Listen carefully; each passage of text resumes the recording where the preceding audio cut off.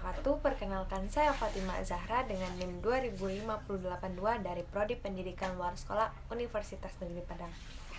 Video ini saya buat untuk memenuhi salah satu tugas dari mata kuliah Administrasi dan Supervisi Pendidikan dengan dosen pengampu Bapak Hanif Al-Kadri.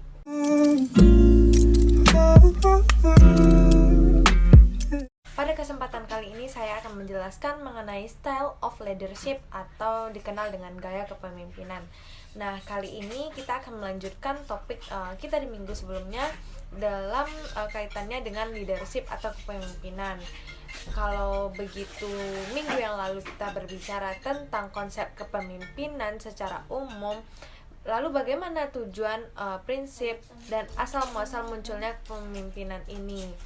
Nah, selanjutnya kita akan melanjutkan tentang jenis dan gaya kepemimpinan. Artinya, setiap orang punya style sendiri. Tidak ada kepemimpinan yang berarti bicara soal style sendiri. Tidak ada kepemimpinan yang berarti bicara soal style of leadership. Jadi masih dipahami adalah leadership itu secara umum. Leadership is decision making. Kepemimpinan adalah soal pengambilan keputusan, soal bagaimana mengambil satu keputusan yang bijak dan bermanfaat juga, serta menguntungkan bagi organisasi, bagi perusahaan, bagi lembaga. Nah, secara keseluruhan bukan itu untuk tujuan personal. Leadership juga berbicara mengenai bagaimana mempengaruhi orang lain, orang-orang yang ada di bawah kita, yang menjadi pengikut dari kita, yang menjadi karyawan kita dan pegawai kita. Kita harus bisa mempengaruhi orang-orang yang ada di lembaga secara keseluruhan agar mereka mau mengikuti seluruh aturan main, mau mengikuti apa yang kita inginkan sebagai seorang leadership di dalam kondisi yang sebenarnya.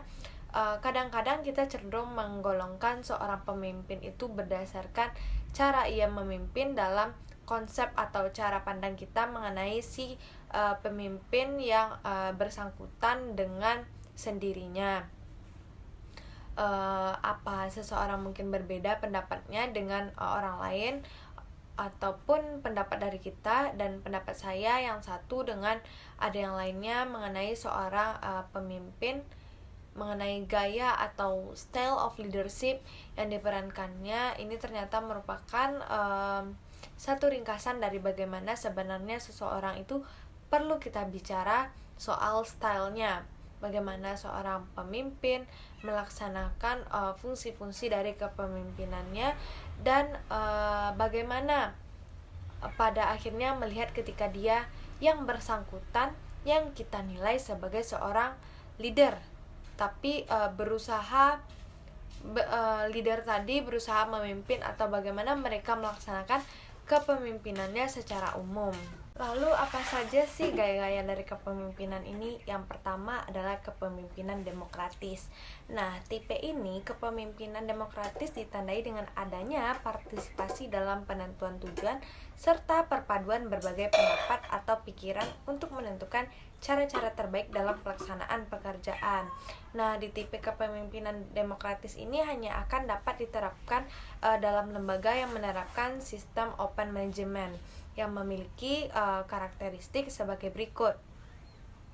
Yang pertama adalah adanya partisipasi bawahan dalam proses kelembagaan. Lalu yang kedua, adanya pertanggungjawaban dari pemimpin terhadap bawahannya. Yang ketiga, adanya dukungan terhadap pemimpin. Lalu keempat, adanya pengawasan oleh bawahan terhadap pemimpinnya. Lalu gaya kepemimpinan yang kedua adalah kepemimpinan otoriter, yang mana seorang pemimpin yang mempunyai tipe otoriter ini selalu menganggap bahwa kekuasaan yang sah adalah miliknya, sehingga ia menganggap bahwa hak untuk memerintah dan mengendalikan orang lain berada di tangannya.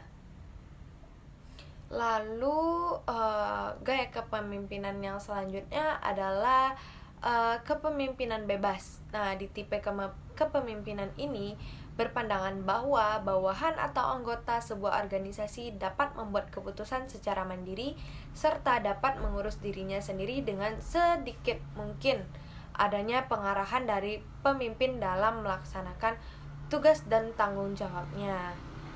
Lalu gaya kepemimpinan selanjutnya adalah kepemimpinan karismatik. Tipe dan gaya kepemimpinan karismatik ini lebih menekankan kepada karakteristik dari kualitas pemimpin yang cukup istimewa. Nah, sehingga mampu menciptakan kepatuhan dari para pengikutnya. Dan gaya kepemimpinan yang kelima adalah paternalistic leadership. Nah, paternalistik sendiri berarti kebapakan. Maka tipe kepemimpinan ini merupakan tipe kepemimpinan yang perannya diwarnai oleh sikap kebapakan dalam arti bersifat melindungi, mengayomi, dan menolong anggota dari organisasinya yang dipimpin oleh si pemimpin tersebut. Lalu yang keenam adalah kepemimpinan ahli. Nah, di tipe dan gaya kepemimpinan ini didasarkan pada keahlian atau keterampilan tertentu yang dimiliki oleh seorang pemimpin sesuai dengan bidang tugas yang dijalankannya.